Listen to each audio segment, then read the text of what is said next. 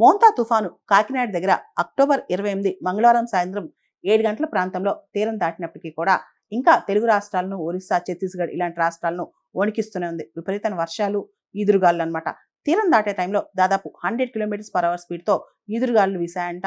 దాంతో అక్కడున్న రోడ్లు, చెట్లు అన్నీ పాడైపోయాయి. అంతేకాదు దగ్గరలో ఉన్న విలేజెస్ కూడా పూర్తిగా సబ్మెర్జ్ అయిపోయాయంట.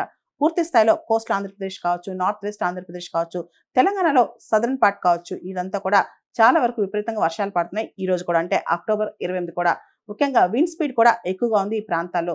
దీనికి సంబంధించి ఆంధ్రప్రదేశ్ గవర్నమెంట్ దాదాపు 38,000 మందిని రీహాబిలిటేషన్ సెంటర్స్ కంటే ఎవాక్యుయేషన్ చేసింది.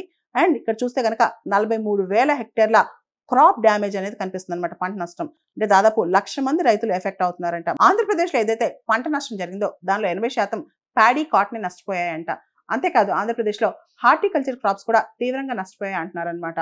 దాదాపు 1.38 lakh హెక్టేర్స్ హార్టికల్చర్ క్రాప్స్ నష్టపోయాయి ఆంధ్రప్రదేశ్లో అని చెప్తున్నారు. అండ్ మనం చూస్తే కనుక ఈ మొత్తం మోంతా తుఫాన్ వల్ల దాదాపు 122 రైల్స్ క్యాన్సిల్ అయ్యాయంట. ముఖ్యంగా కంప్లీట్ గా జనజీవనం ఈ ప్రాంతాల్లో స్తంభించిందని చెప్పొచ్చు అనమాట. ఈ తుఫాన్ తాకిడికి ఆంధ్రప్రదేశ్లోని కోనసీమ జిల్లాలో ఒక వ్యక్తి చనిపోయారంట. అండ్ ఆంధ్రప్రదేశ్లోని 19 జిల్లాల్లో 40 లక్షల మంది జనాభా ఇంకా వలరబుల్ డిస్ట్రిక్ట్స్ లో ఉన్నారంట. ఆంధ్రప్రదేశ్లో వలరబుల్ జోన్స్ ఏవైతే ఉన్నాయో అక్కడ రిలీఫ్ క్యాంప్స్ పెట్టారు, స్కూల్ షెల్టర్స్ పెట్టారు, ఇవన్నీ పెట్టారనమాట. మనం చూస్తే కనుక గత 2-3 సంవత్సరాల్లో బంగాళాఖాతంలో విపరీతమైన సైక్లోన్స్ పెరిగిపోయాయి. భారతదేశంలో 2023 సంవత్సరంలోనే దాదాపు 523 మంది సైక్లోన్స్ వల్ల చనిపోయారు. అండ్ దాదాపు $2.5 బిలియన్ డ్యామేజ్ అయిందనమాట. 2024లో చూస్తే గనక మొత్తం ఆసియాలో 167 డిజాస్టర్స్ వచ్చాయి. దానిలో ఎక్కువ సైక్లోన్సే ఉన్నాయంట. ఇవన్నీ పక్కన పెడితే అసలు బంగాళాఖాతం, బే ఆఫ్ బెంగాల్ ప్రాంతంలో ఇన్ని తుఫాన్లు ఎందుకు పెరిగిపోతున్నాయి?